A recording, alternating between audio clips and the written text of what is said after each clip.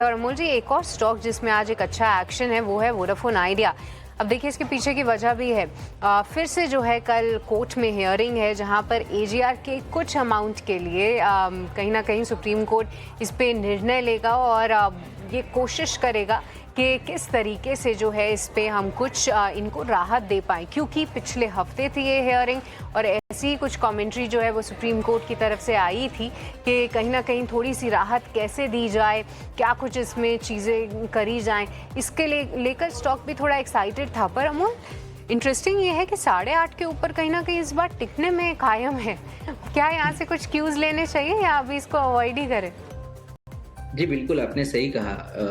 एक जो रेंज बना हुआ था वो 8 और 750 के आसपास बार बार वहीं पे रेजिस्टेंस ले रहा था और जब भी करेक्ट हो रहा था काफी शार्प करेक्शन देखने को मिल रहे थे। दूसरा उधर ही उसी के आसपास एक 200 डे सिंपल मूविंग एवरेज के लेवल्स आ रहे थे, तो वो लेवल को कहीं ना कहीं क्रॉस होने में दिक्कत हो रही थी। वो सक्सेसफुली क्लियर किया है और एक हायर बॉटम फॉर्मेशन स्टॉक ने मेंटेन किया। ये दो पॉजिटिव चीजें निकल के जरूर आ रही है, बट कोई भी इवेंट होता है या कोई भी न्यूज फ्लो होता है उसके ऊपर ये स्टॉक काफी ज्यादा रिएक्ट होता हुआ हमने देखा है। तो मुझे लगता है कि थोड़ा सा ब्रॉडर व्यू में लो तो 8 और 750 ये दो थोड़े से डीप आएंगे सपोर्ट्स, बट वोलाटाइल है काफी। तो आई थिंक ये प्रॉमिसिंग लेवल रहेंगे। 750 और 8 के बीच में जब तक ऊपर रहता है, ये जो मोमेंटम बना हुआ है स्टॉक में वो कहीं ना कहीं कंटिन्यू होने के चांसेस चार्ट्स पे दिख के आ रहे हैं। ऑन द हायर साइड थोड़ा सा मैं देखा तो 9.5 10 के levels medium term point of view से निकल के आ रहे हैं। 750 के नीचे अगर ये स्टॉक वापस से ट्रेड हुआ तो शायद ट्रेडर्स या सेंटीमेंट फिर वापस एक बार निगेटिव की तरफ झुकता हुआ हम देख सकते हैं।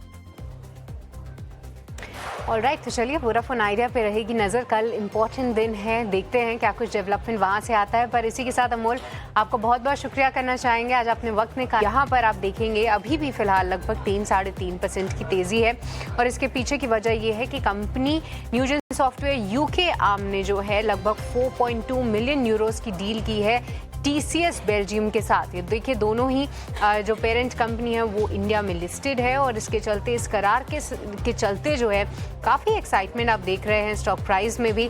आज सुबह से बात करें तो लगभग 5 से 6% से ज़्यादा की तेज़ी थी, पर अब मार्केट के मूड और माहौल को देखते हुए ये पूरी न्यूज़ थोड़ी सी डाइजेस्ट होती हुई दिख रही है, पर फिर भी 3% का उछाल ये काउंटर मेंटेन करता हुआ दिखा है। तो काफ़ी अच्छा एक्शन न्यूजन सॉफ्टवेयर में। और अमूल्य ऐसे समय आ रहा है, आप देखिए 1800 का स्टॉक लगभग आधा हो चला है और कितने टाइट रेंज में ये पिछले 2-3 महीने से ट्रेड कर रहा है।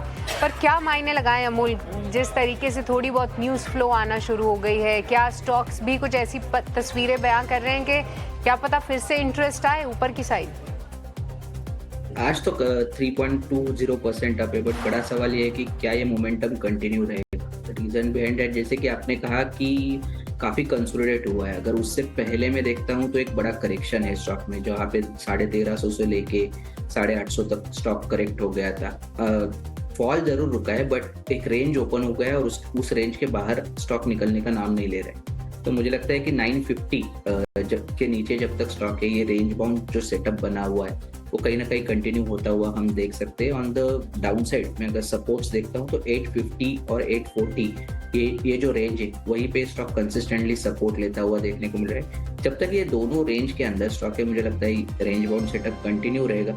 अगर कोई मोमेंटम चेस करना चाहता है तो भी 950 के ब्रेकआउट के लिए वेट करना आइडियल स्ट्रैटेजी होगी। और 950 के ऊपर अगर ये स्टॉक निकलते तो कहीं ना कहीं 1000 और 1020 के लेवल्स ओपन अप होते हुए हम देख रहे हैं। फिलहाल आज का मोमेंटम जरूर पॉजिटिव है, बट मैं थोड़ा वेट एंड वॉच का अप्रोच रखूंगा। वेट एंड वॉच का अप्रोच रखिए। न्यूजन सॉफ्टवेयर में स्टॉक एक्साइटेड है, पर आप कहीं एक्साइटेड मत हो जाइए, थोड़ा सा इससे अभी बच के चले। पर चलिए अब आगे बढ़ते हैं और आपके लिए लेकर आए